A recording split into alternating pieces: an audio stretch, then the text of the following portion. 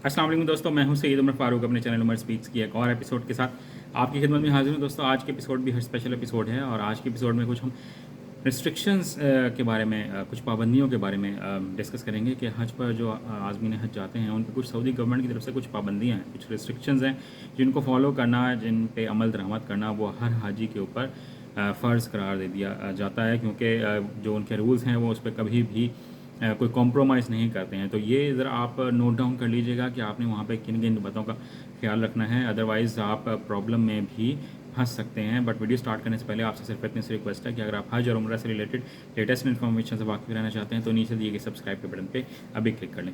जी तो दोस्तों, आज जुम्मतुल मुबारक है, तो सबसे पहले मेरी ये दुआ है कि अल्लाह ताला जो लोग हज और उम्रे की ख्वाहिश रखते हैं अल्लाह ताला उनको हज और उम्रे की सादत नसीब फरमाए, क्योंकि जो वीडियो ये देख रहे हैं वो ज़रूर हज में इंटरेस्टेड हैं। तो अल्लाह ताला उनके लिए हज का सफ़र जो है वो और इबादत जो है वो आसान फरमाए और उसे कबूल मंजूर फरमाए।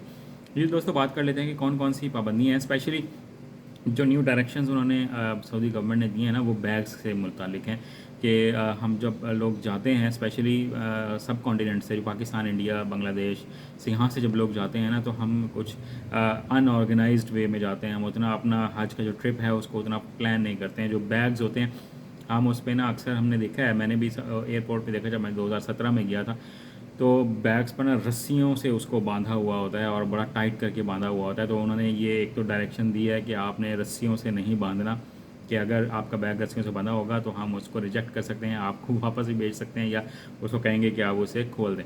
सेकेंडली, आपने जो देखा होगा अक्सर कि लोग अपने बैग के ऊपर ना मोटे मोटे कपड़े लपेट देते हैं और उसको रंग बिरंगे कपड़ों में लपेट देते हैं, मोटे मोटे कपड़ों में, ताकि दूर से हमारे बैग की पहचान हो जाए, हमें पहचाना जाए। तो उन्होंने ये बात भी मना की है कि आपने अपने बैग को किसी भी मोटे कपड़े से नहीं लपेटना है। फिर उन्होंने एक तो मैं वैसे एक आपको और भी बात कहूँगा, ये ज़रा मैं दो तीन बातें क्विकली कर लूँ। तो इसके बाद उन्होंने ये कहा है कि आपके पास गोल बैग ऐसा नहीं होना चाहिए कि गोल शेप का हो, जिसको रखना जो है वो भी मुश्किल हो, कि वो लुढ़कता पुढ़कता फिरे इधर उधर। तो इस तरह का बैग भी आपने नहीं रखना। फिर कुछ लोग हैं वो ना पोटलियाँ या बोरियों में अपना सामान बांध कर ले जाते हैं, तो उन्होंने बोरियाँ और इस तरह की पोटलियाँ जो कपड़े के बने हुए बैग हैं उससे भी उन्होंने मना किया है कि इस तरह का बैग आपने अपने साथ नहीं रखना। फिर जो अक्सर बोरियाँ होती हैं उसको वो ऊपर से ना रस्सी बांध देते हैं पोटली को, कि ये हमारा बैग है, और इसको कंधे पे यूँ डाला और लोग उठा कर ले जाते हैं। तो इस तरह के बैग को भी उन्होंने मना किया कि इस तरह का आपने सामान अपने साथ नहीं रखना है। दैन उन्होंने डायरेक्शन दी है कि आपने कोई लिक्विड चीज़ जो है वो अपने साथ नहीं लेके जानी, जैसे लोग यहाँ से दूध के डब्बे या बोतलों में दूध भर भर के ले जाते हैं, उसके साथ और भी जूसेस या इस तरह की चीज़ें लेके जाने की ज़रूरत नहीं है। वहाँ पर ये तमाम चीज़ें अवेलेबल होती हैं, तो आप कोशिश ये करें कि इस तरह की चीज़ें साथ ना ही लेके जाएं। जैसे तेल भी लेके जा रहे होते हैं लोग कि हमने सर पे तेल लगाना होता है, तो इस तरह की चीज़ें वहाँ मिल जाएंगी। कोशिश ये करें जिन जो उन्होंने पाबंदी लगाई है वो आप ना ही काम करें तो बेहतर है। इसके साथ साथ उन्होंने ये कहा है कि बैग्स में यूं ही छुरियाँ, कांटे और नेल कटर रखे हुए होते हैं खुले, तो वो जब स्कैनिंग में आते हैं तो वो फ़ौरन देख लेते हैं। तो आप कोशिश ये करें कि यार वैसे इस तरह की चीज़ें ना ही लेके जाएँ।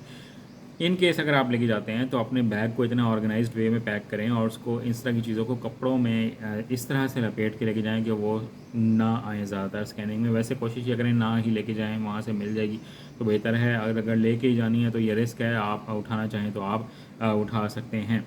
ठीक है, तो ये उन्होंने पाबंदी दी है एक तो। और दूसरी बात मैं ये आपको कह दूं कि ये जो बैग होता है ना, ये आपने चकोर शेप का ही लेना है, ठीक है, और वो ट्रॉली वाला बैग लें तो ज़्यादा बेहतर है।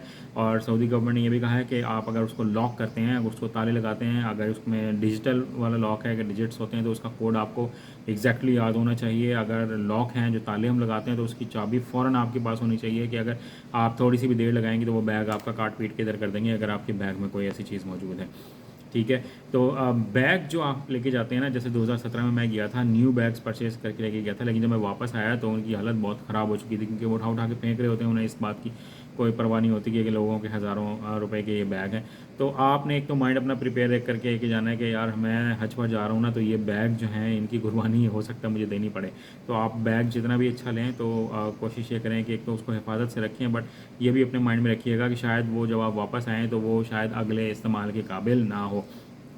ठीक है, अब मैं कुछ आपकी और एक दो बातें हैं जो बहुत से लोग बार बार पूछ रहे हैं कि यार हमें मैसेज नहीं आया, मैसेज नहीं आया। तो मैसेज जो है वो 29 अप्रैल तक सब लोगों को इंशाल्लाह पहुंच जाएगा। अगर नहीं आपको मिल रहा मैसेज तो आप मोरा mora.gov.pk पे अपना CNIC नंबर लिखकर वहाँ से भी आप चेक कर सकते हैं कि आपका ट्रेनिंग सेंटर कहाँ पर है और किस दिन है। इसके अलावा hajinfo.org यहाँ से भी आपको मिल सकती है इन्फॉर्मेशन। अगर यहाँ से भी नहीं चाहते तो आप बैंक चले जाएं, वो भी आपको इस तरह की फेवर दिलवा देंगे कि आपको बता देंगे आपका ट्रेनिंग कहाँ पर है।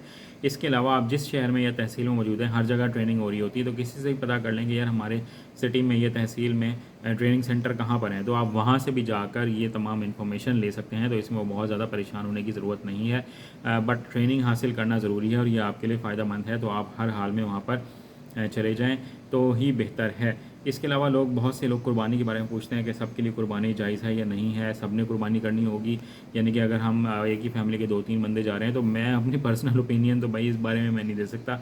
आप अच्छे मुफ्ती साहब से, आपके इलाके के जो हों, जिन पे आपका एतकाद हो, जो आपके फ़िरके के मुताबिक हों, जिन पे आप ट्रस्ट करते हैं, आप उनसे जाके गाइडलाइन लें, आप उस बात पे अमल करें। इस बात का जवाब मैं नहीं आपको दे सकता, क्योंकि ये शरीयत का मसला है। तो मैं कोई मुफ्ती तो हूँ नहीं, ना आलिम दीन हूँ जो मैं आपको इस बारे में गाइडलाइन दूँ कि सब ने ही कुर्बानी करनी है या नहीं करनी है। तो मैं इस बारे में कोई बात नहीं कर सकता।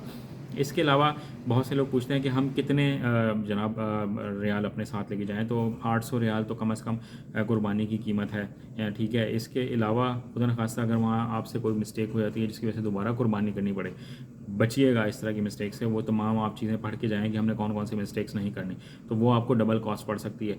और इसके अलावा आपने बहुत ज़्यादा ख़रीदारी भी नहीं करनी, बाहर जाके खाने छाने नहीं खाने, तो आपके पास ना मेरे ख्याल में पर पर्सन 3000 रियाल आप रख के लेके जाएँ। बड़ी कॉस्ट है, बड़े अमाउंट है जो मैं बता रहा हूँ, लेकिन ये मेरे ख्याल में सेफ़ साइड आपके पास ये चीज़ें होनी चाहिए। आज की वीडियो में इतना ही कहना था। कुछ क्वेश्चन थे जिनका मैंने जल्दी जल्दी आपको आंसर दिया। तो अगर मज़ीद कोई क्वेश्चन हो तो आप कमेंट सेक्शन में मुझसे पूछ सकते हैं। अगर मुझे पता होगा तो मैं ज़रूर उसका रिप्लाई करूँगा। चैनल पर करने हैं तो चैनल को सब्सक्राइब कर लीजिएगा। अपने घर वालों का बहुत ज़्यादा ख्याल रखिएगा। अल्लाह हाफ़िज़।